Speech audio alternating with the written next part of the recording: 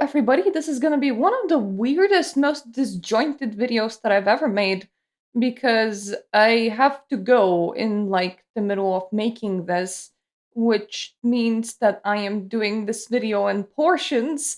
Thankfully, it's gonna be quite easy to divide because today I'm gonna be talking about three different games.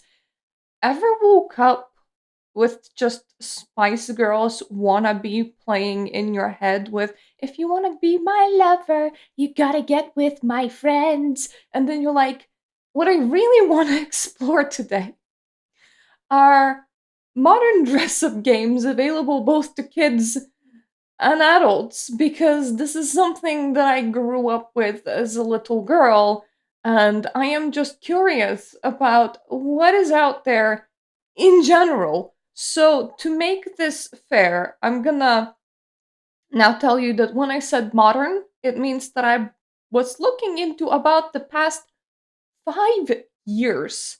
This genre is sparse.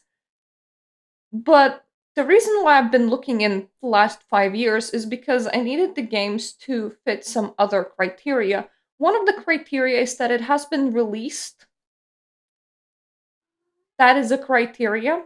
As in, I am not looking at small mini games on a website where you can like play a dress up game as like a throwaway option of things to do.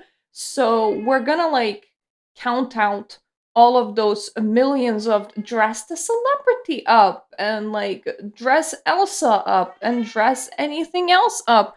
Cat, please, can we just not complain for a little while? Come here. Complainy boy gets shown on camera. Yeah. He's gonna be put down on the floor very, very soon. So nothing bad will happen to this cat. But if we're gonna yell, we may as well, show our faces to the video too. Yeah, yeah. Another requirement is that the game has to be available on PC. Mobile dress up games are quite common. I also tend to dislike them. They're only like a step up from your throwaway online games, so no thanks. And I don't really play on consoles or handhelds, so I am aware that I'm missing out on a wealth of dress up games because there has been quite a few that came directly to Nintendo Switch and like their handheld consoles. Simple truth is I don't really play on consoles. All I have is this PC. So for it to fit my video parameters, it had to exist on a PC. And the last parameter is that the game has to focus on the aspect of dress up. The dress up couldn't be a secondary action or objective. So, for example, in MMORPGs, a lot of people will say that glamour is the true endgame because people like collecting fashions and presenting their characters in pretty fashions and even show off to each other. That is not the point of MMORPGs, though. Similarly, how a lot of people use life simulators in order to express their fashion style and dress up their characters, I would argue that that is a side objective. So the game had to primarily, specifically focus on the action of dressing up. That has to be like a driving point in the game. There were like three games that fit this requirement on PC that were released in the last 5 years. The first is Bratz Flaunt Your Fashion. The second one is Life Makeover. And the third one is Infinity Nikki. It is possible that I am missing something, but I couldn't find anything on the internet no matter how hard I searched. So if I managed to miss a whole ass released game that is in the genre of dress ups that fits all of those requirements, like please tell me. I can always make a part 2 to this, what's gonna probably be quite a lengthy video. For Bratz Flaunt Your Fashion, I'm gonna be talking while the game is playing, so hopefully it's not too distracting because I want you to admire the sound quality of the game. I want you to admire the visuals. It is very well made. Not in the sense that it is huge, and not in the sense that it is, I don't know, super engaging for an adult, but in the sense that it took the Bratz spirit of the fashion doll and transformed it into video game format quite well. Now, mind you, I am saying this as a person that has never played other Bratz games. There are quite a few people that are complaining about this game in the Steam review section, saying that the variety is not quite what Bratz games used to be like, and that it isn't as engaging as what Bratz games used to be like.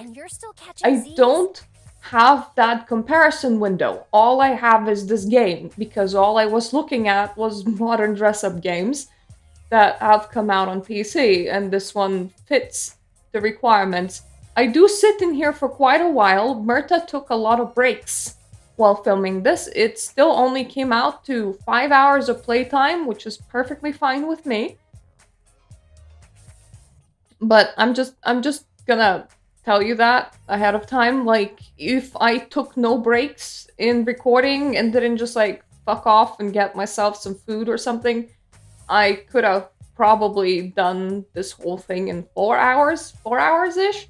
There isn't super a lot of content inside Bratz Flaunt Your Fashion, but what is here is well made. I mean, their target audience is kids ages 3 and up. Practically everything is voice acted outside of like missions on your phone.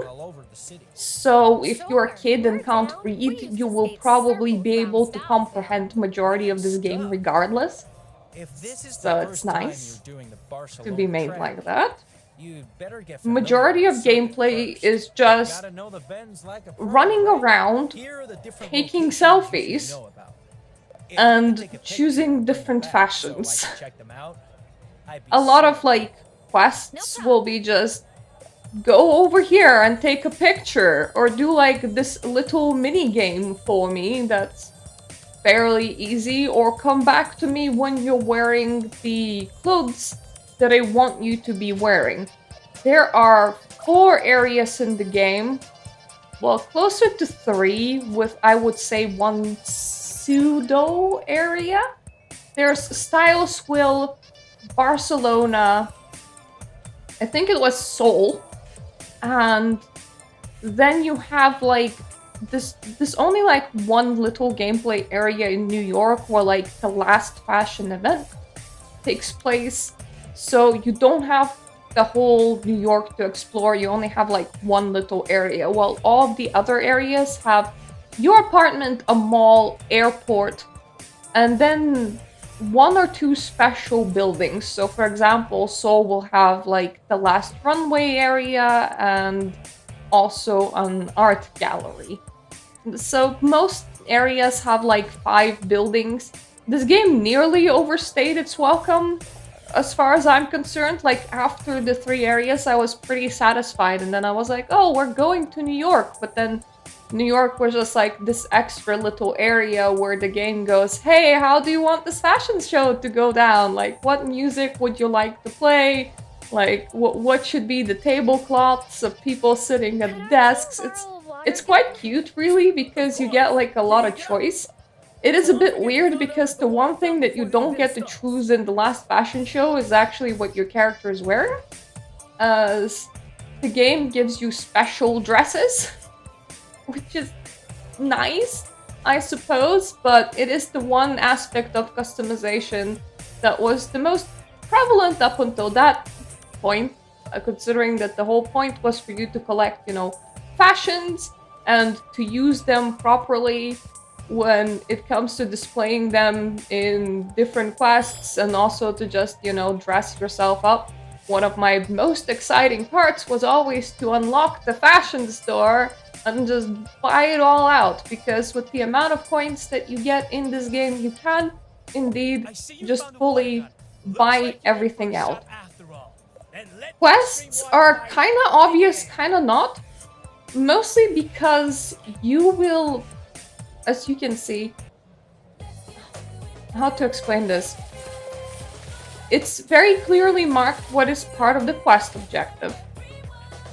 It is very clearly marked which people you're supposed to talk to, but you will never get like a mini map for the area that you're in. So most of the time, whenever Mirta would get confused, I would have to like run around in this weird semi-top-down perspective, just like scouring the area up and down. Especially, for example, before this quest, the guy was all like, hey, participate in this water sports fight thing, but he doesn't have an extra water gun to give you, so you have to run around and ask like 3 contestants for them to give you their water gun. And those contestants, they would have like those question marks on their heads, as you could just see in that little video when I got closer to these Bratz, but because they were like spread out throughout the whole map, it kind of felt like I semi-had to search for them. This is like another very prominent part of the game where you should take selfies. Other than that, other than like doing fetch quests for people, taking selfies, partaking in little mini games, you can also scour the area for chests. When you open chests, sometimes you will get a unique piece of clothes. Most of the time you'll get a bit of money and popularity. You have certain requirements of popularity before you can proceed with the main quest. The only times I got a bit confused, and the confusion lasted for like 3 minutes, is there are parts when the main quest just kind of drops off. In general, it means that you should go to like the main big area that you were supposed to enter, and then just run around looking for anyone with a question mark above their head. It's not very hard to figure out. If I was a 3-year-old child, it might have been a lot harder, but I am not a 3-year-old child, as it happens. As far as engagement goes, I wasn't uber engaged, but I am a 30-year-old woman, not a 3-year-old child. My favorite parts of this game was like the atmosphere and soundtrack and collecting clothes, because for a while you're like, ooh, it's like stepping into the world of Bratz. How amazing! And then it wears down on you as the game progresses, because obviously the game is not very hard or all that mentally engaging. It's great if what you want is a little bit of vibes. I'm just gonna like move around this recording just so that you can see different areas. So this is mall in Seoul. And the whole point was that you couldn't enter the fashion shop because there were a whole bunch of paparazzi there, because they're looking for like this big celebrity to come out. So you set one of your friends up to pretend to be the celebrity, and now you can enter the fashion store. Woo, how exciting! Overarching plot is that you are a fashion magazine that is reporting on different fashion-related things. You're growing your followers, and at the end of the game, like, your brats design their own, like, little bit of, like, fashion to show off, and then they get invited to this, like, big fashion gala in New York or whatever, and, like, you get to select how the whole event runs and looks. And you become very good friends with some very famous fashion designers, and they're like, oh, you're so talented, how great! So, yes? It's a very low to no stakes at all sort of plot, and it suits this kind of thing just fine. I mean, what stakes are you gonna find inside a Bratz game made for 3-year-old children? There's nothing child inappropriate in here, there's no weird talks, no swearing. It's If you want to ask anything, just a very happy-go-lucky, vapid, empty plot that revolves around reporting on big fashion events and collecting all the fashions. And through the amount of money that the game throws at you, you can collect them all in one go. Which became a bit of a problem in my opinion, because whenever the game transitions into a new area, you get to reselect the character. And you get to select them from 4 existing characters. But because there isn't anything unique to each character, there isn't an incentive to do so. It's just an option, but you don't have to. There's no real point outside of just a visual point. In my opinion, what could have been a better way of doing this is if you gave at least some unique items to every single character that would carry over when you start a new game. So if you finished all of the places with one character, maybe you're gonna have I don't know, 4 unique items that you graduate with, then carry over to playing with other characters, because this would give you an incentive of playing other characters. Another thing that was kind of disappointing outside of just lack of clothes pieces, I think it was okay for the kind of game that it is, but in total it is only 112 clothes pieces and around 92 items of makeup. There's no real accessories. You get glasses and you get 3 hats, I think, in the whole game. But you can't throw on a heavy necklace, you can't put on a bracelet, you can't put on a belt that's not already connected directly to the pants. Accessorizing is a large part of gameplay in these kind of games, so when it goes away, you lose quite a bit of dress-up variety. Let me show you what my whole wardrobe looked like by the end of the game. Welcome back, guys! This is just me running around after finishing the game, after the credit sequence, because it still allowed me to load into my old save file. This is all the clothes items that you get in total. I scroll through each category to show them off. There's no real dresses outside of the last dress that the game gives you that your character performs in at the end, in New York. It's always upper and lower body and boots, and it's not a bad selection. There's definitely a selection. There's definitely ways to make unique combinations. It's by no accounts bad. It's just not as good as it could be. However, considering that the games that we have upcoming are less of a traditional game and more of a free-to-play game, they might have screwed with me and figuring out what is a normal amount of fashion to have. I mean, 112 pieces. Unless I managed to miss a chest somewhere, which I don't think I did. 112 pieces is nothing to scoff at. It's just, could have been more, could have been better. Now we're on to shoes, and after that I will also run down and show you what I have in my vanity, aka what makeup, hair, and that sort of thing is available in this game, because once again, for makeup, I have counted 99 pieces of makeup, so nothing to scoff at. That is a fairly decent number that the game just gives it to you through gameplay. Come on, me, it's time to stop staring at the last shoe and actually walk downstairs to engage with the makeup part of this section. There we go, now we're moving. This is your apartment in Seoul.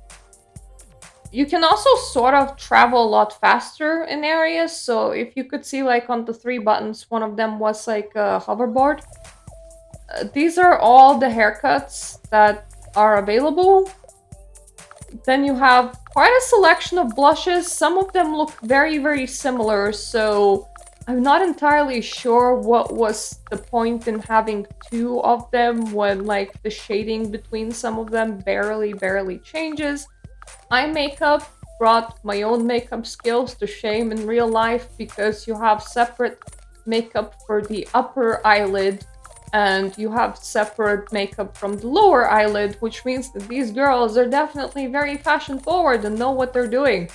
Unlike me, because I tend to just slobber my face in mono color. Yay! And last but not least is lipsticks. Woo! Just a nice selection of lipsticks over here. They're quite vibrant, they're quite fun, they don't overline their lips, they are very fit for a Bratz doll.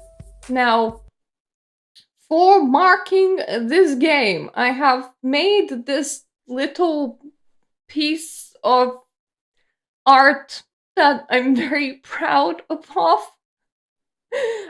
This is the metrics that I've been tracking for these games. I used the website to make glittery words, but because of how much writing I've done, they obviously don't stand out as much because now all of the glitter is really, really small. So I'm kind of sad, and they also made a typo, so there's that.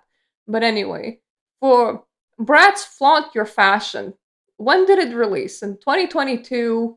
The amount of clothes that it has is 112 pieces of clothing, plus it should say 99 pieces of makeup. I don't know why I thought that it was 92. Like, my own calculations on the spreadsheet say 99.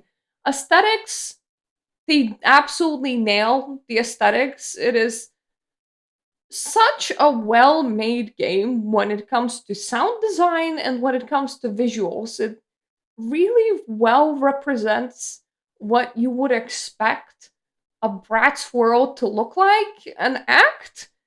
No complaints there, only praises. I was really pulled in by all the visual aspect because for a very short amount of time, until I figured out that I'm a 30-year-old woman and this is not engaging for me, I felt like a little girl again, being able to explore a doll's world, and that's perfect for a game that's meant for 3-year-olds and up. Fun factor, it's okay. If you want to switch off your brain, just do something that's a bit brainless and you're an adult. Relive some nostalgia of like games that have the whole dress up aspect but are targeted at children. This is perfectly fine. Like, the whole gameplay is about very easy mini games, taking selfies and collecting fashion parts while listening to fairly typical voice acting, by which I mean it kind of sounds like how you would expect a well produced cartoon to sound. It's not jarring, it's all good, all fine, no complaints there. 5 out of 10. If I was having a particularly bad day, and I just wanted to potato, I might pick it back up, but in general, I wouldn't because it's not that brain engaging for me. I realized that I need something a bit more engaging than that. But it was decent. It was okay enough. If I was a 3-year-old girl, this would be perfect. Playtime was 5 hours, but I kind of sort of procrastinated. It could have been 4 hours probably. Replayability, I'll rank it at 4 out of 10, one for each girl, but in reality, it's the same with just a bit of a change of who you're playing as a main character. I wish I wish that there was a bit more on specifically this point. As I said, just giving each girl a tiny bit of like unique clothing, even like one piece of clothing per area, would have made quite the difference because it would give you a reason to play as them and it would give you something to sort of collect. Age rating is 3 and up, and the cost is £25, which I would say for what it is, if you're buying your child a child's game, this is fairly decent. I did not pay for mine, but let's not talk about that. Nobody else paid for mine either. Let's let people figure out how that works. Anyway, this is gonna be paradoxically the cheapest game that you can play in this list of games, despite the fact that the other two games are free to play. But I'll have to be a bit more, how to say this, strict with them, mainly because how they operate their business model means that the only thing that they can target is adults. We're gonna be switching from a nice family friendly game about reliving your childhood by playing as Bratz and going with a vapid plot that doesn't matter all that much. It's not offensive, nothing's wrong with it. It's just a bit of an empty plot that revolves around you being a fashion reporter until eventually you make friends with like big name designers and get to actually have a lot of input in like the last show, and hooray, isn't this great? It's just a bit of empty family friendly fun. There's like nothing wrong with any of this. We're gonna be immediately like leveling up to like some serious K-pop level drama that goes back and forth in the next game, which is Life Makeover. I'm gonna see you directly from Life Makeover because despite the fact that I managed to invest 11 hours into it, it's best that I show what I want to show you quite directly. So let's meet there. Welcome to Life Makeover, the game that takes being a phone game pretty seriously because despite the fact that this has released on Steam, it has all like the same giveaways as like Love Nikki or Shining Nikki on a mobile phone would have. I have played those games. I was so not invested in them, mainly because it was like on a mobile phone device. So for a while for this one, I had to like force myself through maybe the first 2 chapters until I ended up being actually really invested in the story, and then it just felt kind of wrong because then I actually wanted to continue playing this game pretty heavily, but I couldn't because it functions as a free-to-play mobile game. So the first thing that the game does is it does lets you in here gently, but it definitely overwhelms you because there are a lot of buttons that do a lot of different things, like that will like leave tiny bits of gold everywhere so that you feel the need to actually click into it in order to claim it. So some of these don't have it, but they won't go away. The notification won't go away unless you do click into it. I came here just for the story, and then I ended up knowing what all the other buttons do, so I didn't quite set out to press all the buttons, but in 11 hours, I got plenty of familiar with all the buttons. Is there anything else? Oh right, I'm missing the little gold claim.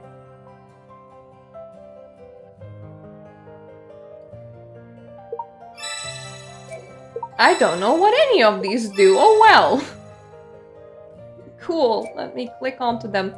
So the first thing about Life Makeover is that it is a gacha game through and through. And as all gacha games, it is a tiny bit scummy. Everything has its own currency to a point where it is very unbelievably minute. So, for example, let's currently go... Where do I want to go?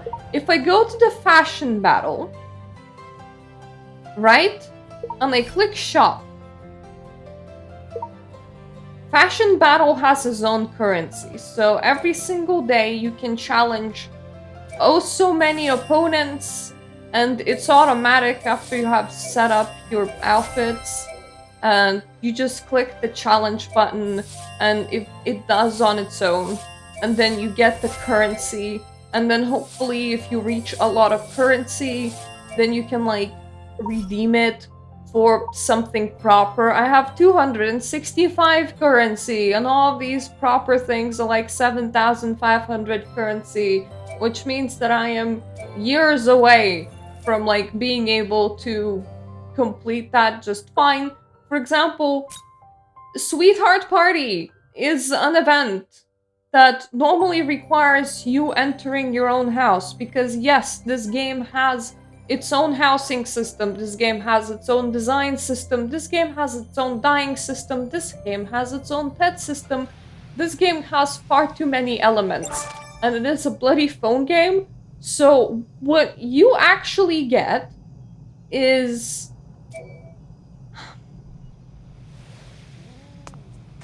I don't even know how to feed you, cat. There we go. Sure, I'll spend some of my pine nuts, which are also currency. What are you even asking me to buy here? Are we looking for a bowl? Yeah, I feel like we're looking for a bowl. Now, the game made me adopt a cat. Well, rather, adopt a pet. Could have... How do I even turn things? I did not really use the game interface, all that. Oh, there we go, that's rotate all that much. Because everything costs these acorns, which is its own currency. Which I don't have a lot of. Yay! Everything is a separate currency, and you get everything from separate ways. Now can I feed my cat, please? I don't want my cat to die. Yes, please. Go and eat, my precious bonbon cat. So, thankfully my character now lifts her arms. Yesterday she was just clipping directly through the dress. You have your own little currency. You have your own little pets. All of that is its own thing. You can walk around the environment. For whatever reason, this doesn't run all that well. This is pretty out of character for the rest of the game, considering that the rest of the game does not really take place in here. It is a phone game. This game is very disjointed, and it has an incredible amount of options, and I don't know why. So let me just... Okay, insufficient party coins. Let me just do a lot of buying and selling here quickly so that I can earn party coins, which is a different menu thing, which is also its own currency. Yay! Do I have any mail? No, I do not. Good. There's friends list, and you want friends because friends allow you to send energy back and forth to each other, which is pretty important. So, for example, I'm just gonna send these people off some energy. Do I know them? No, but just like a Facebook game, I'm running off energy. Therefore, having friends and doing this is la importante. I can also like lie on my bed and restore like 8 energy. Most things eat energy. Annoyingly, majority of the things that like eat energy, they're pretty crucial to the story. So you can't actually progress the main story without consuming quite a lot of energy.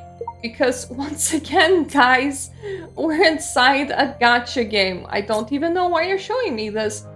I wanted to be here because now I should have some coins. Which means that from this event page, I can then go to here in order to then hopefully I can purchase this thing. So I can get this little thing on my leg. And I am now nearer to completing this set.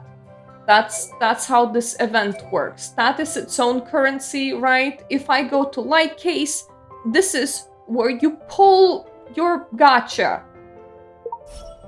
From time to time, they will give you free gacha tickets to pull. I think they give something like 15 or 25 per each separate gacha thingy. There's quite a lot of gacha thingies in here. Some of these you can pull for free ever so often. I have 5 performance tokens that I haven't used up, so let's leave them alone. Let's just show you off what it means to pull a gacha. As far as I know, I couldn't find any like duplicate protection, so a lot of what you pull is gonna be duplicates. This is where it's the intention that you spend your money here, but actually where I do spend quite a lot of money is inside the main point of any game, which is the story quest. So after you're done being overwhelmed by every single currency in the world, let me just show you this. Let me just show you stage 7-1. This is not something that I can pass, mainly because I completely ran out of energy, but it will give you an idea as to how the story progresses. There's 30 chapters. We're in chapter 7 right now. The first 2 chapters were quite boring for me. After that, I really got into the game, but I couldn't continue playing because the energy cost to everything. This night, there were only few customers at the Gibson Cafe.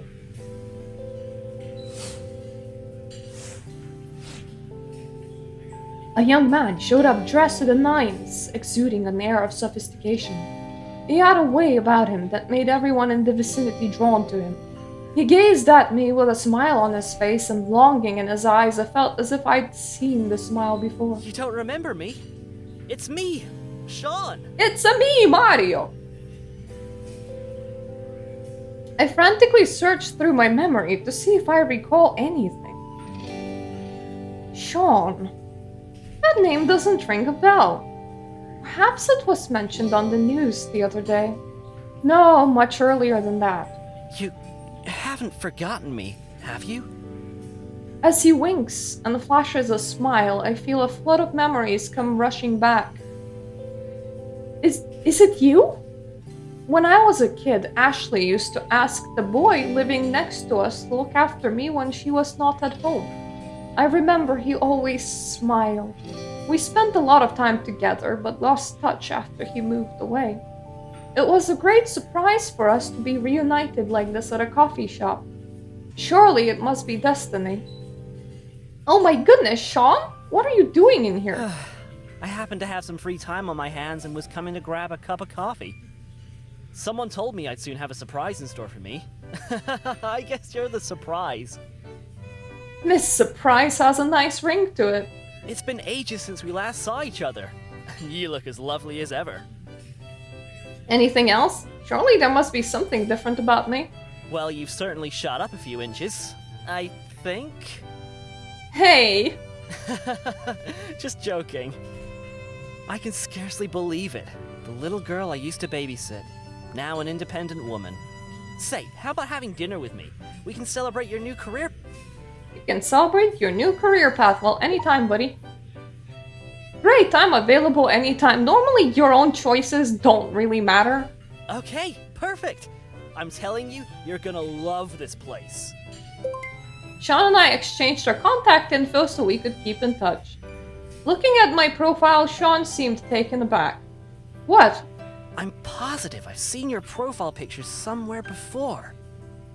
What? That's strange. That's it. The other day I saw this vlog on Vana where they were promoting fashionable outfits.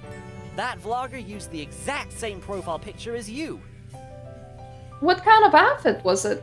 Mori girl style? Elegant and ladylike. So, gating. You see how after every 3 minutes of story, 2 to 3 minutes, You have a fashion duel for some reason.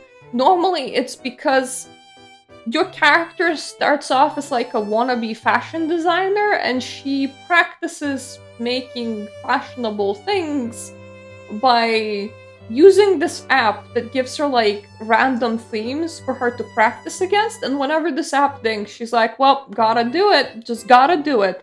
Later on, there is more of a reason for her to do it, but it's still like a gotta do it sort of thing. Do you see that little thing in the corner that says must? It's a must-have. I absolutely have to have this thing, or else I can't even press next step.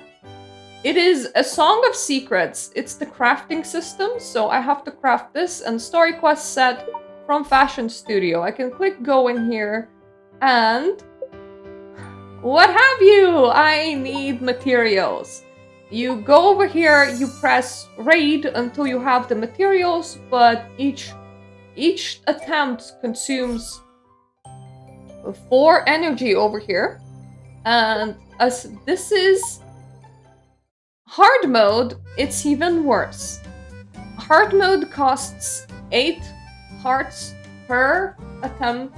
We can do an attempt now. I haven't even gotten to the right stage to craft that item.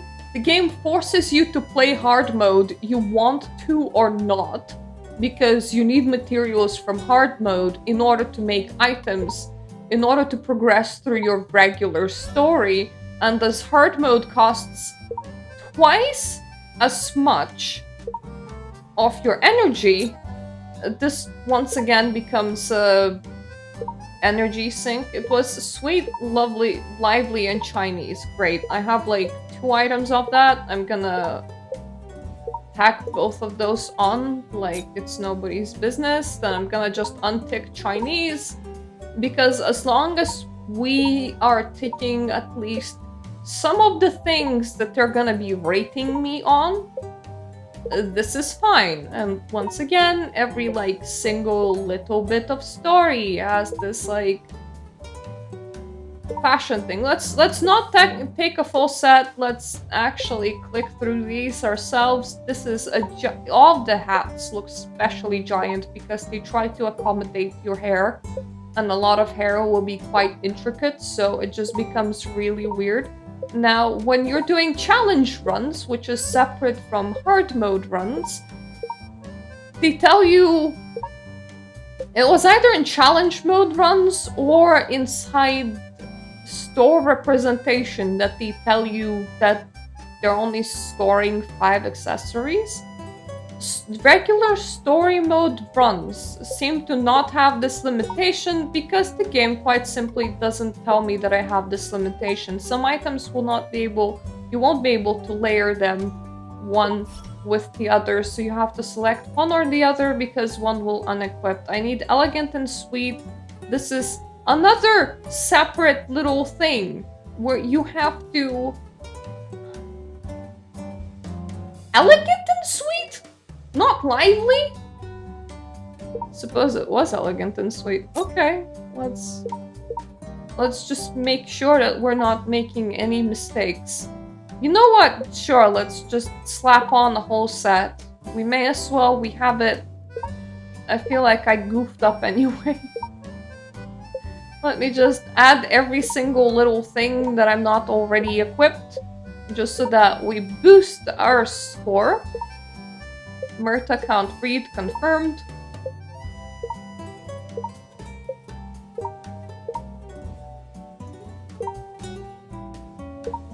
And this is probably enough score boosting. It will probably be fine. Next step. You have to select an ally. Ally leveling is another separate system. Because of course it is.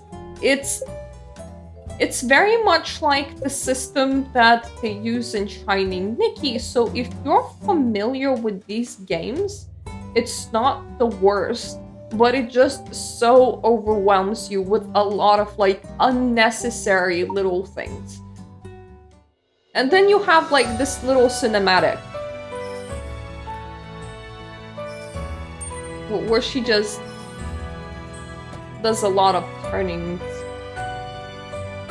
for reasons. I feel like my allies never, like, give me a amazing boost, and I couldn't even pass that one on perfect. Great! But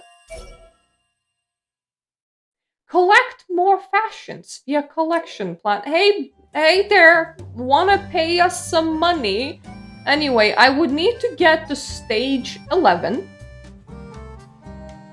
Then I would need to also get to stage 13. Because I only get like three attempts per day per stage. And I need 16 cow milk baths. So 6 times 8. My math is not very mathing right now. 48. It would take me 48 just to do those missions 6 times, which is what the game allows me to do them at. I'm gonna just show you with a different... Because we're not there, I'm just gonna show you with stage 8. You see how I only have raid X3? And that's it. Then if I wanna increase the amount of raids that I can do for free, I have to purchase it, or I have to play those stages again by hand and select all the fashion pieces again by hand to use up my 3 attempts per stage. So to use up these attempts, it would cost me 48 energy. I only store up to 86 energy. I got some extra energy right now because of all of the events, but I can only store up to 86 energy. And that wouldn't be enough, which means that I would then either have to... I actually think that because even playing by hand, it uses up a raid attempt, I would still have to purchase extra raid attempts, especially considering that for cow milk bath, I will likely be getting 1 or less per attempt. So I would need around 16 attempts, if not more, of these 2 stages to get the cow milk baths that I need in order to craft the item that I need to progress the story. So I only can effectively do 6 tries for free. Then I can purchase another 6 tries. That means that today, if I got there and did it, I would use up 48 times 2. 96 energy, just doing my 12 attempts. After I already would spend like 60 diamonds on buying the attempts back. And then I would need to wait for tomorrow to finish challenging these hard stages in order to then be able to make this item. And it only gets worse from here. So, like yesterday, or rather on the days when I was trying to just binge play this game for as long as I could, it ended up being 11 hours. At some point, it honestly, I was in energy poverty, and it felt like the game was telling me, insert a coin here to continue playing. You can buy daily packs of energy of 400, and you can buy weekly packs of energy of about 400. I ended up buying, I think it was 2 or 3 packs. I just wanted to try $3 worth, but the Steam made me top up with £4, and I still have £1.75 in my wallet. But after a while, it felt pointless. Because I was like, all that energy, it's only gonna get me through like an extra 1 or 2 story missions in a sub-chapter, just because this gating is so extreme. So it went from being gated at stage 5 to eventually forcing my way all the way to stage 7-1. And I don't know, man, it just becomes really grindy, and it just... These stops become very, very common. I don't know how you would ever reach story stage 30, aka story chapter 30, just because of how badly this game gates you. And after a while, even inserting money wouldn't work, considering that once again I can only buy up to so many attempts of hard stages, and I can only get the item that I need from so many hard stages. Fun! It does have quite a lot of customization. I will say that the customization is best counted as many, even though the amount of haircuts that you have is very limited. Like, the game started me off with, you can customize her face quite a lot. You can't escape this Chinese doll kind of look. But mind you, I am wearing the thickest nose that you can wear, which isn't very thick, and all of the glasses do this. Like, this game has a lot of clipping. If you made the most stereotypical Chinese doll, you will probably be experiencing a lot less clipping.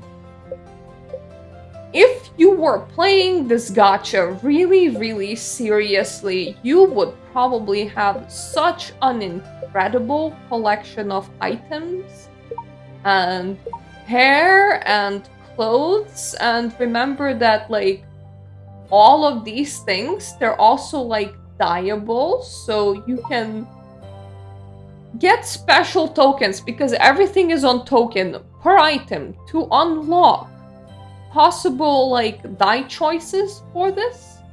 And then you can just change the appearance, change the dye of this outfit. Let me try and show you this whole thing off, and maybe a less exclusive thing that takes more normal dye tokens. Because of course dye tokens can't be unified. Why would they be unified? And when I spend these dye tokens, I spend them account-wide, so I have to pick and choose which clothes I want to be able to dye and which clothes I don't want to be able to dye. But the fact that there is a dye system makes this whole dress-up aspect very, very versatile.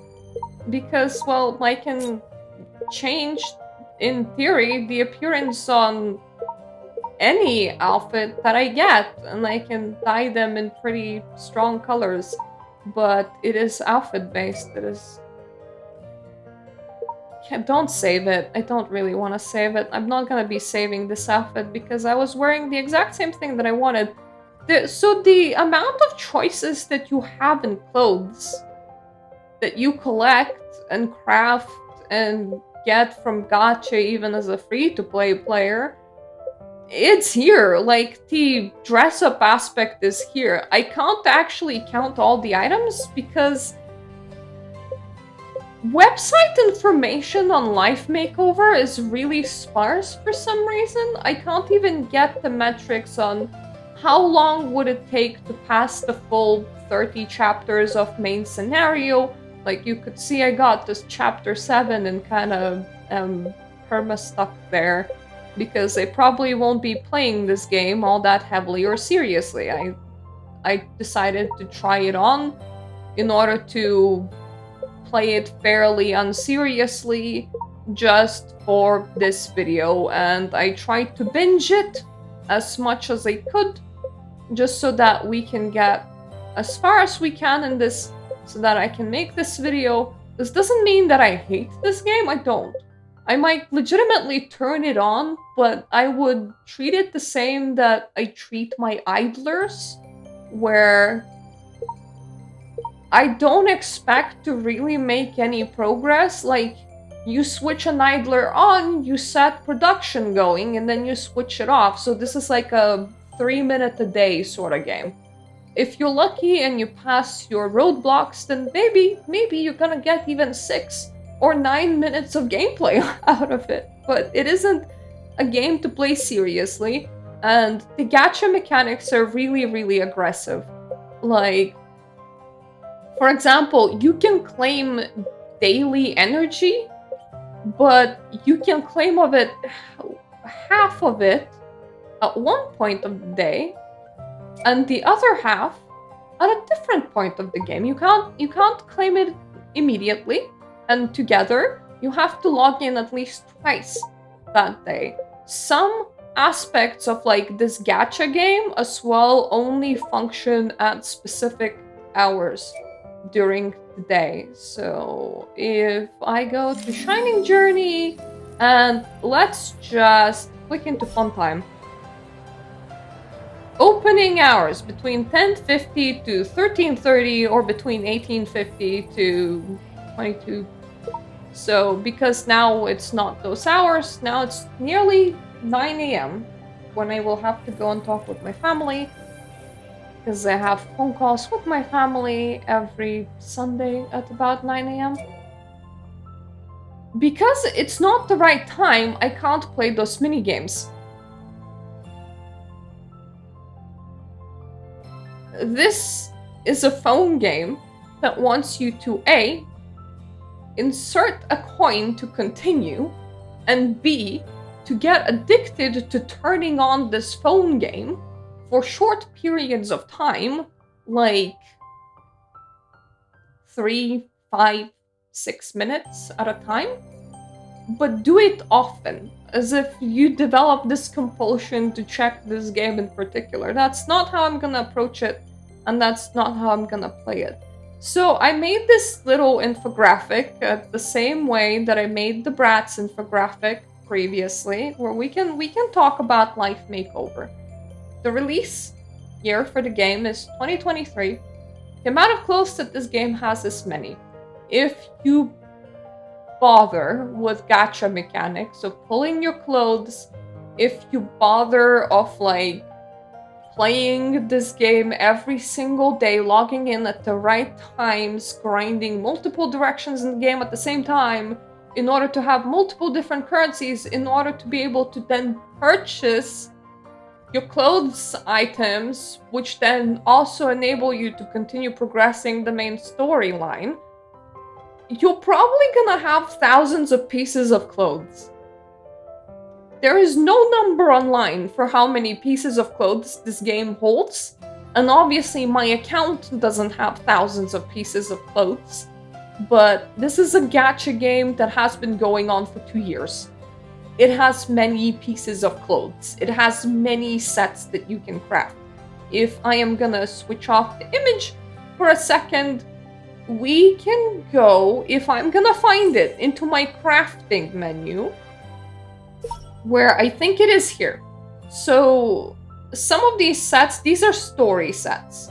Some of these sets I have fully crafted, but as you saw, it's quite expensive to do energy-wise, but there's also quite a lot of these sets that I haven't crafted. Each one of these is like a full outfit set. And it just keeps on going. And it keeps on going. Okay, what about sign-in collection? These ones are even more expensive energy-wise to craft than the story quest ones.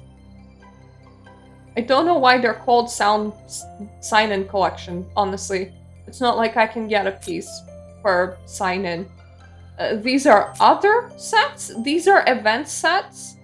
You have a time limit for when you can craft these. And if you don't craft these in time, then you can't get the set. These ones is a Mind Palace sets. And Mind Palace is like a separate little storyline, like a side quest. And each piece will only require you to do missions inside these side quests. It doesn't consume your normal energy, which is nice, but you can only do like so many runs off a specific side quest every day, and the amount that you need to craft per item is insane. Like, imagine if you have like 10 attempts, but actually you need like 60 attempts for the item. So it is like a slow-paced thing, I suppose. But these are just the sets that the game has provided me with the ability to craft right now. Imagine if you were playing this for 2 years. You would be drowning in clothes. So in that way, this is like a dress-up dream. Aesthetics, it smells like a phone game. The UI is out of a phone game, the storytelling missions are in the phone ratio. The 3D world parts don't quite work and merge really well with the rest of the game. So yeah, it's nice that you can have your own house and walk around it, but it feels a bit clunky, it feels a bit awkward because it was never designed with that in mind. It was designed to be a phone game. You're bombarded with all these menus, with all these unique special currencies per menu. You're bombarded with the need to log in often. For example, you replenish 1 energy per 5 minutes, but my energy cap is 80. So if I times 80 times 5, that's 400. Now let me try and divide that by 60. 180, 240, 300, 360. So my full energy recharges every 6 and a bit hours, effectively. And as you progress through levels, your energy storage goes up by just a tiny bit. But this is a game that plays and looks like a mobile phone game. It wants you to log in often. It has the exact same pitfalls as a mobile game would. Fun factor, mega drama. I am interested, at the very least, how the main storyline goes. If you want, I can spoil it a little bit. You think that you're going into a happy-go-lucky fashion game, but the first 2 chapters you're investigating effectively attempted murders that happen, and then like real murders start happening and you get pushed into this detective role because now some of your family members that used to have that role are no longer there. Sorry for spoiling that. Effectively, it really goes on like a full-on K-pop, Chinese drama, TV soap opera levels of drama where there's just murders galore. Everything is over the top in that aspect that it just leads to like super bad things of like attempts on people's lives super often, but also your character in the middle of that in like a very tense 2 or 3 minutes go, oh, I got a notification for like a new way that I'm supposed to be dressed in order to take pictures for this, I don't know, online styling thingy that I have on my phone. So cool, let me just dress up because you can play like 2 or 3 minutes of story at a time. So I didn't quite get the plot lines and wasn't quite invested for the first 2 chapters. After that, I was mega invested, but the game is just cock-blocking me so much that progress would be so slow that investment also just kind of goes out the window. Like, I look at this and I go, it will take me like 2 days to unlock this chapter. Cool. Great. Do I want to continue? Normally the answer is no. Playtime, my wild guess is 40 to 50 hours for main story just because I reached chapter 7 in 11 hours and there's like 30 chapters and I'm adding some extra hours for grinding. But that's a wild guess. Nobody actually registered this game's full playtime. And in order for me to get it myself, calculated how much time I've spent playing this, I would need to get through the full main story. And for a YouTube video, I right now do not have that kind of time. I would have found the time if I could do it in one go or close to one go in like 2 or 3 days, but I can't because I am being cock-blocked.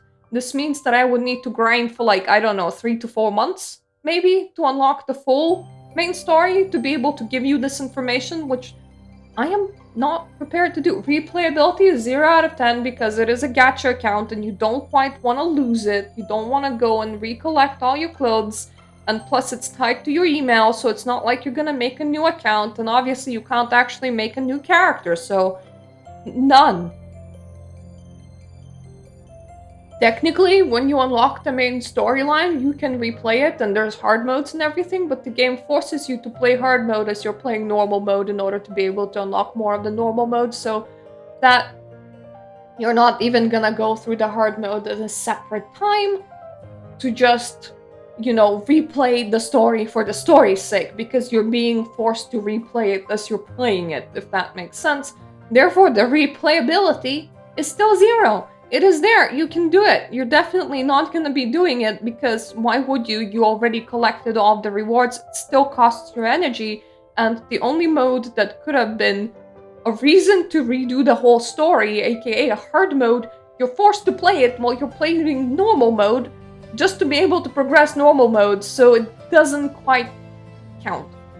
Age rating is gacha. So 18 plus, we don't let our kids gamble, even if it wasn't age rating gacha, even if it was age rating anything else.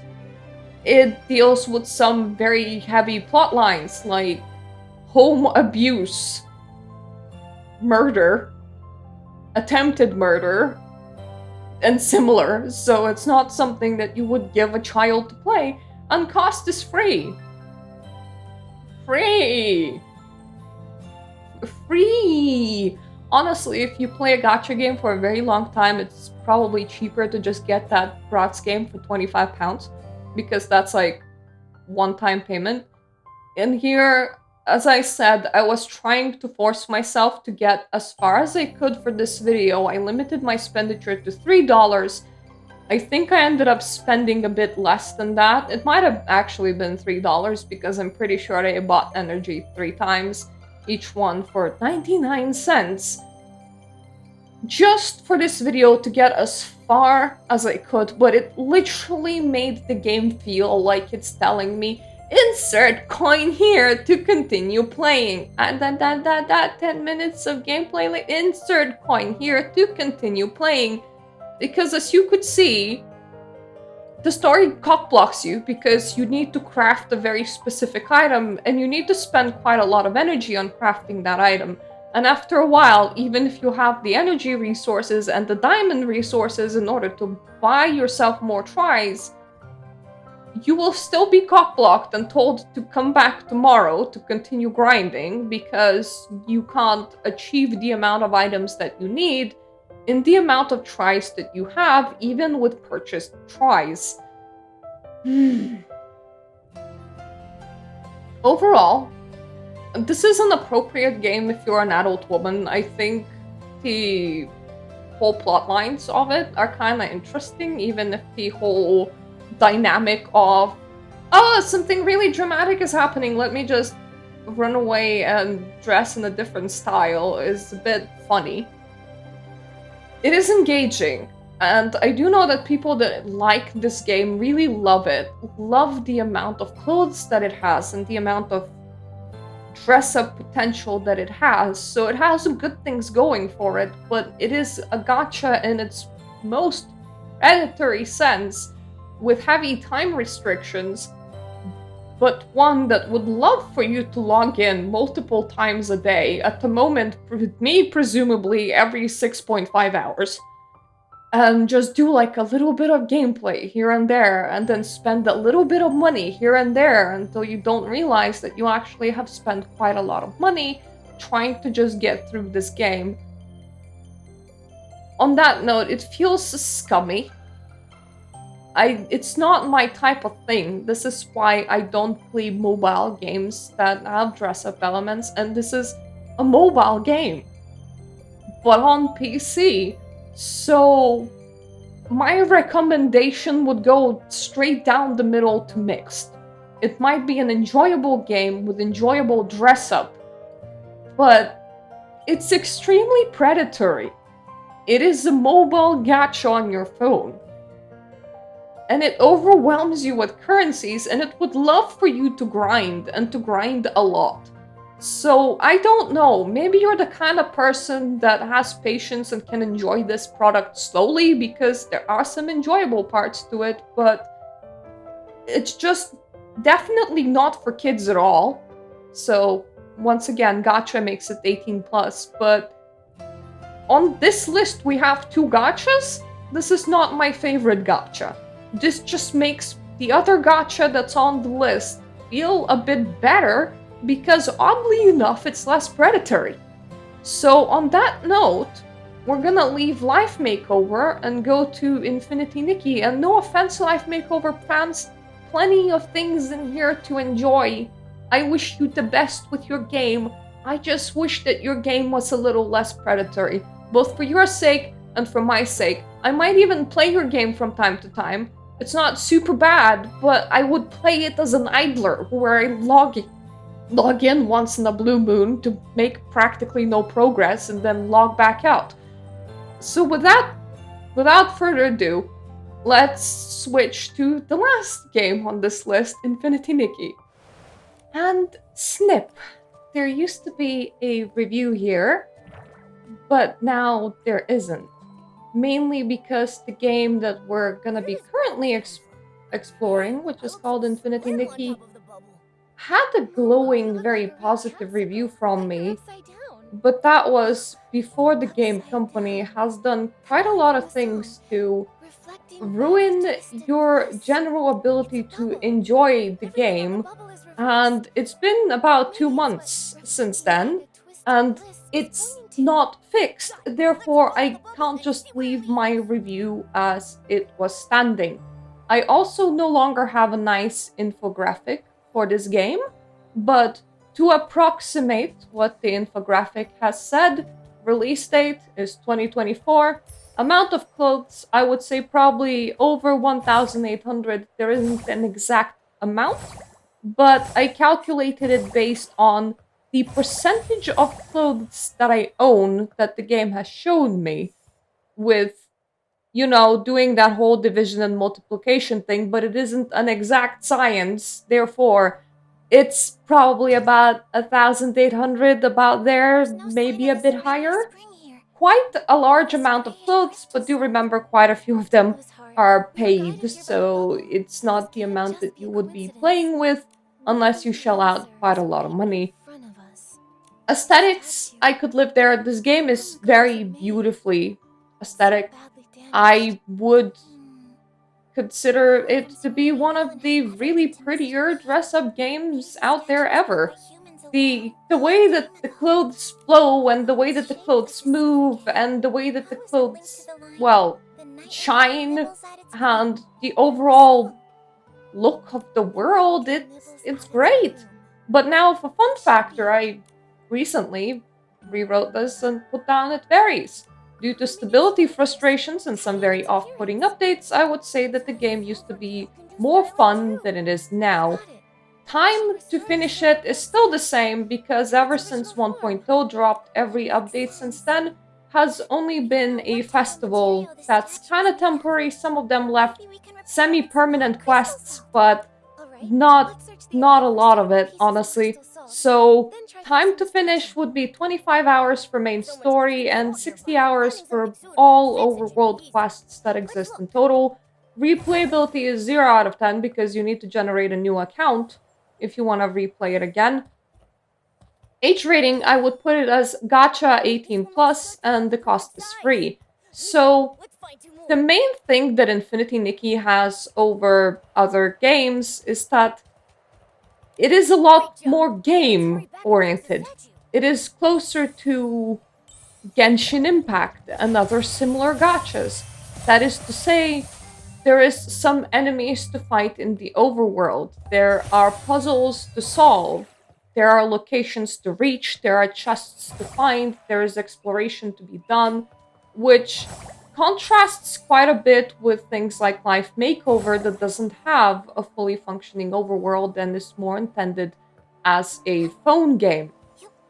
And it also contrasts with the Bratz game in the fact that it is more interesting for adults, I would say, but I would put a caveat here to say that 1.0 story is definitely more interesting for adults than a Bratz game would be, as it is engaging. It is mentally engaging, it is engaging in storytelling, even if it is quite a lot more subdued than Shining Nikki and Love Nikki, which were once again phone games, so I'm not covering them in this video. However, I am currently in 1.6, and they will tell you that the developers make odd choices sometimes. For example, there were quests where Nikki was referred to as a little girl. If you played through the game at 1.0, Nikki's age is 18, 19 as she is graduating high school. I wouldn't call that a little girl. She obviously also doesn't look like a little girl. One of the recent dailies that I had to do quite a lot in New Daily Zone is to use a seesaw. One of the items on sale right now on the store is a rocking horse. I don't know whether this is indicative to where the game is going to be continuing going, but these updates suggest to me that the developers intend to be targeting a younger demographic than they were targeting up to this point. Remember that this game is marked P14, but I wouldn't consider a rocking horse or seesaw to be the kind of gameplay elements that would be targeting a teenager. I am pretty sure that it is targeting younger children. So, depending on how the future of the game's story goes, it could either become a lot more infantile and therefore a lot less interesting than the Bratz game, even, or it could go back and retain its original subdued but still kind of interesting for adults theme, as it would be more of a generic adventure game in age rating, like a Zelda game, I would say. There are some very adult parts of it, like the game explores themes like war, genocide, imprisonment, torture, even PTSD. But then, on the other hand, you have recent patches that investigated a lot more infantile topics, where Nikki was asked what would she want to do when she grows up, hosted tea parties with kids, was called a little girl, and similar. There was this little game where you had to guess what animal an NPC was miming, and he was doing very obvious things like showing up ears and being like, I am hopping, I am hopping. So, I am not sure where this game is going. Now, what about the pre-patch content, Mirta? Is it worth visiting? Once again, the reason why I had to remake this update is because I am not sure. At the moment of recording this, which is currently patch 1.6, this may change in the future. The intro of the game has been significantly altered. Unless it has been significantly altered, it is actually hard to even understand what you're playing or where the story is going. This means that for the full experience of the game, to play through the full story as it was, you need to finish the tutorial, find yourself confused, then open a video about the game's 1.0 playthrough, watch this video for about 30 minutes, and then continue with the game. That is to say, if you will manage to play this game without problems, which is currently impossible for all platforms that it has released on. This is a very unstable game. There have been weeks when mobile players couldn't log in at all. There have been weeks when PlayStation 5 players couldn't log in at all. And most recently, there have been bugs with the PC where people were having black screen issues, where the developer's reaction was, undo your Windows update.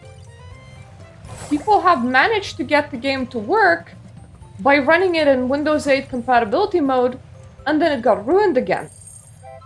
This game runs really hot as well, which is something to keep in mind. So if you want to run this game, well, you will practically need a NASA PC, and even that PC might have overheating issues because this is an Unreal Engine 5 game, and it's not an Unreal Engine 5 game that was done well.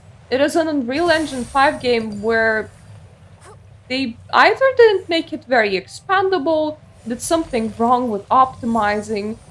What I'm trying to say is it's not very stable, and when it runs, it doesn't necessarily run well, and it's not necessarily very good for your machine. The developer wants to release to Mac next, and I wonder how that's gonna go, because it's not like these problems are exclusive to PC, mobile, and PS5 have their own issues. This is my most loved dress-up game available on PC. I'm gonna put it like that. But if I was to rate the current state of the game, I would say it can go either way, and therefore I would have to give it maybe a 5 out of 10. Like, it can go really, really awfully, or it can pick up and fix what it has done. But because I don't know which way it's gonna swing, I have to review it from the current position, and from the current position, getting anyone into the game is gonna be very incredibly complicated. The little bit of background that you see running over here, the little bit of story that you're perceiving, it is the story from 1.5 patch, and it is like a special event island. I'm pretty sure that this quest line is still semi in the game. I mean, I think Fireworks Isles questline remains semi in the game after the game was done, and it's alright. It is okay. I was trying to show to you what the story kind of looks like, even though this is post 1.0 content. So if you manage to run it, if you get through the fact that at the moment you can't understand the intro, it might be an okay game to play through. You'll probably have some happiness out of it. I did, but I played when I didn't have to jump through as many hoops as you do right now. Now, what about the dress-up aspect? Honestly, that aspect of the game is fairly alright, albeit really, really monetized. So how about we hop into the real game, and I'm just gonna show off the whole dress-up aspect of it to you. So, between the previous part and this one, I managed to eat the whole steak, so if I look a bit different, it's because I took a break from recording. I'm gonna try to do some building of a Nikki in front of all of you, just so that we can enjoy what there is when it comes to this dress-up game. I'm gonna put this hair so that I can show you the issues with dye system in this game, or at the very least one of those. And we're gonna go for a top and bottom, but I will scroll around to see if we have any 3-star tops that would be dyeable and 3-star bottoms that would be dyeable, because I don't have a lot of palettes unlocked on 3-star items, so I will have the, currency in order to play around with dyeing a little bit. So this shirt can be dyed, so we're gonna be wearing it. You can see items with palette icons, the ones that can be dyed versus the ones that can't.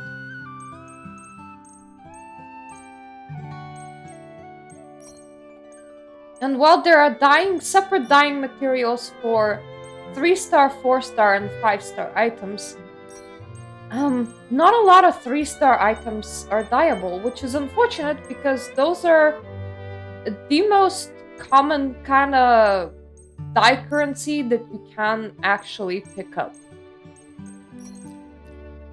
I actually don't like any of the dyeable 3-star items that I have for skirts, mainly because there's only 3. So we're gonna go with this one, and we're gonna make it our goal to try and make the top match.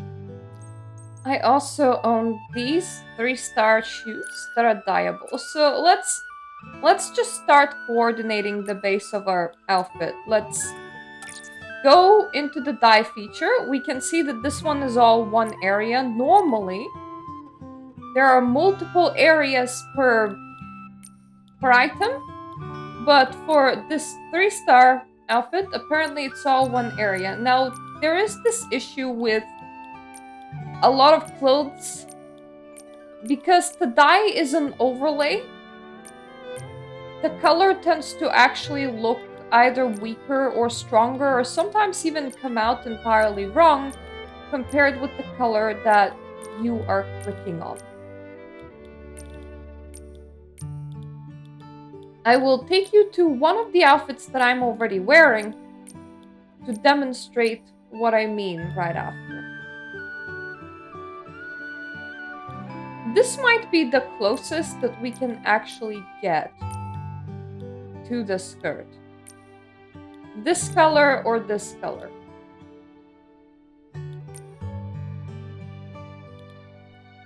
Let's maybe lean a bit more into purple. Now, I don't know about you, but this one is almost brownish in its color, but it's coming off a lot more purple here. And if I select this one, it's a lot more... The color that I'm selecting versus the color that's coming out, to me, is absolutely not matching. Let me just switch off the camera so that you can see better. This is the swatches that I'm selecting, and this is what's showing up on the cloth, which is why I'm gonna call Nikki's dye system to be clunky. It's also fairly expensive, but at the same time, Nikki does have a decent amount of clothes that you can just play around with as far as the dress-up aspect is concerned.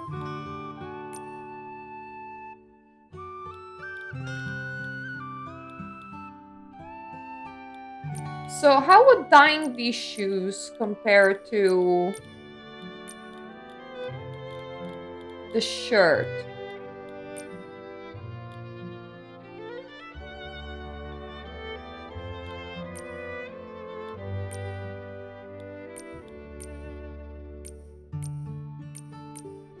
It kind of feels like these shoes dye fairly well. And they dye similarly to the shirt, which fits us just fine. So I know that this is a very warm coat, but this is kind of cute. Then, of course, we have things like the ability to put on glasses onto Nikki.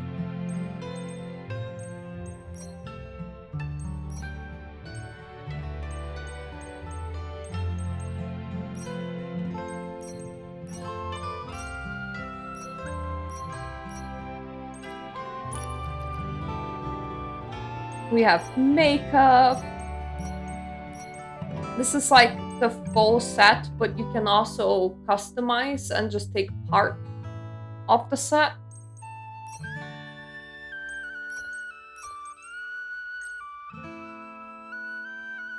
So let's say I applied this one, this Star Sea makeup, and then I decided that I don't like a part of it. I can just replace it with something else.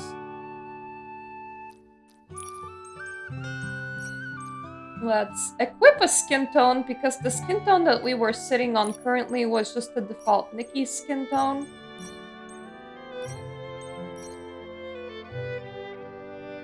I always like the red or the yellow eyes. It's practically the only two that I use, mostly because of how unnatural it looks like.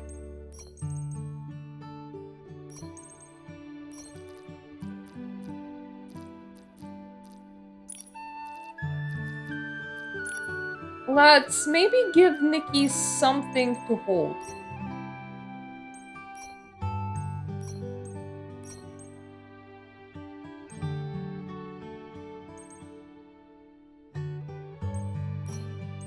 You know what? Sure, let's... This looks creepy. Let's go with that. And then you also have Eureka's, which is like visual effects that you can equip behind Nikki and on her hands and on her feet.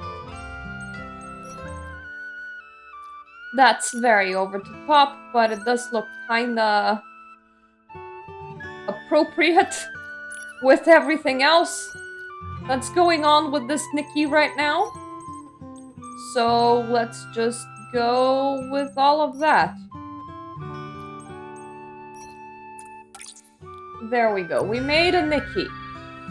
Now, as you can see, don't know if you can, this hair, much darker inside the menu where you're selecting colors than outside of it. This is a lighting issue in the game, which also throws off anyone that wants to actually use the dyeing system.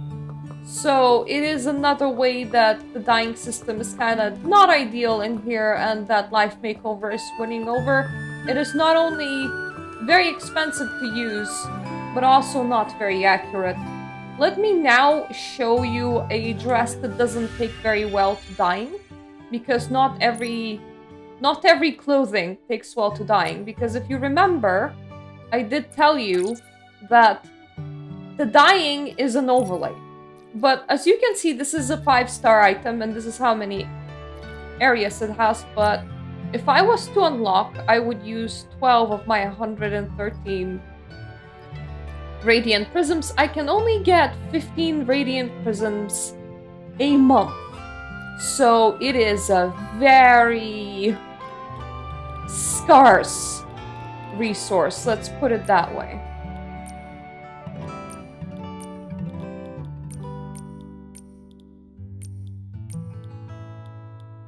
There we go. You can see how purple doesn't really overlay on top of this very well, because the base outfit is blue, which means that when you're trying to overlay purple, it just gets more blue.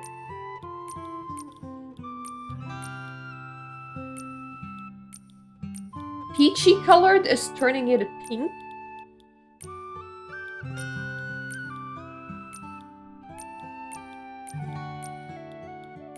This weird gray is just turning it slightly purple.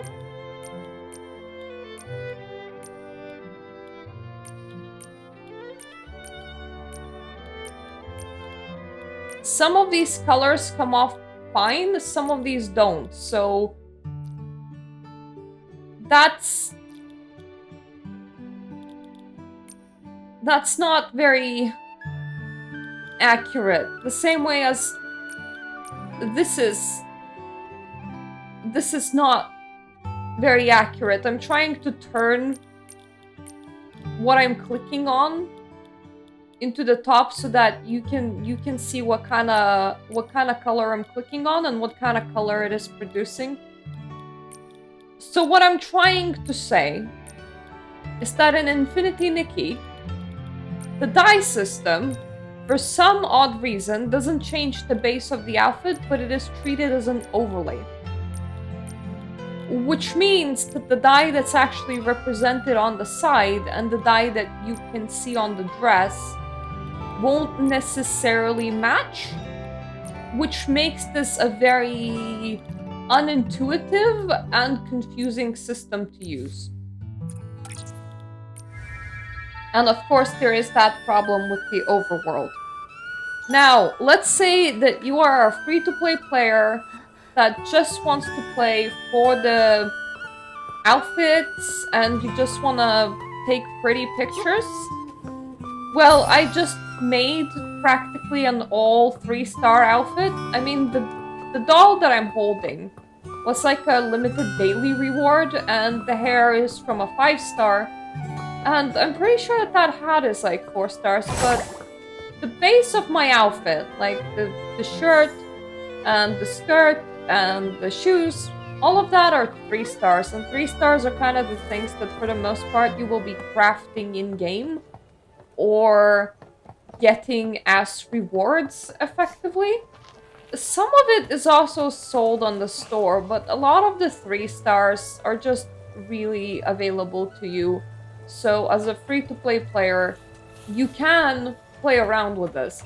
Now, one thing that makes this game kind of complicated for free-to-play player, it doesn't mean that you can't, right? It doesn't mean that you can't win, but it will be quite difficult and complicated. Part of this game is all about fashion duels, and I'm gonna show you off what a fashion duel looks like. And this is one of the reasons why, outside of the looks and the ability that the gacha bring, people will heavily invest into the whole gacha gameplay mechanic. It's because you need to beat a specific score on these to win. And mind you, this is endgame content. So the only thing that I lose if I don't win these is currency. But in order to win these, normally you do need quite powerful clothes. So part of the whole gacha mechanic is being able to win these kind of duels. Which means that as a free-to-play player, you will find a much difficult time to earn currency in-game. You will find a more difficult time to, well, do this kind of side content that's not necessarily main story content. And you will miss out on the pretties, because, like, if I am gonna show you the current banner, for example, let's just click into preview. This is what banner outfits look like. They look incredibly more higher quality compared to what you get as 3 stars. And of course, they come with specific abilities. So for example, this one, the one on the current banner, comes with AoE grooming ability. So instead of needing to approach every animal in the overworld, let's just find an animal and groom it. There we go. I can see a chicken. I can see a chicken. So instead of me having to approach to groom the animal, to have an animation to skip, I could run up to a whole group of animals and groom them all at the exact same time. This is to say that the gacha that you get in this game are also quality of life upgrades that you will not have as a free-to-play player and won't have any way to earn them as a free-to-play player without collecting like the daily currency and just pulling on them once every 4 months. And of course, as these things are heavily FOMO incentivized, the current banner is only up for a limited amount of time, and then it may return and may not. I am pretty sure that it is gonna be like returning, because they had started returning the first few banners that have come out like 6 months later. But that is to say, you have like a limited time window to get these things. So the fact that they're also quality of life upgrades, you can see why people spend a lot of money on this game and why they feel like they have to spend a lot of money on this game, which is it turns it into a very, very predatory game to play. So, do I recommend Infinity Nikki? I don't know. It has problems. You can probably have fun with it, but you have to come into it with the right expectations. which actually is kind of sad because it means that my verdict for this video is that every single dress-up game on PC that's modern that I got to investigate had its own problems. We don't have an unproblematic, chill, laid-back, adult-oriented dress-up game. We have 2 gachas and a game geared towards maybe 5-year-olds. That's what we have. Would I like more out of this genre? Yes. Yes, I would. I hope that I explained my reasoning as to why I judge all of the games the way that I do fairly well. You don't need to agree with my opinion. Different people will like different things in life, and there is plenty of time for 2 out of 3 of these games to improve with time, so perhaps in a year my opinion would have somewhat changed, but the underlying issue of it being a gacha, both of those games being a gacha, Life Makeover and Infinity Nikki, will remain. They are meant to be predatory free-to-play games. I don't know what to tell you, and that is kinda sad, honestly. So, if at any point on the market you see a non-gacha, non-predatory dress-up game geared towards women, and especially adult women, on PC, can you please ping me? Because I am definitely in the market for these kind of games.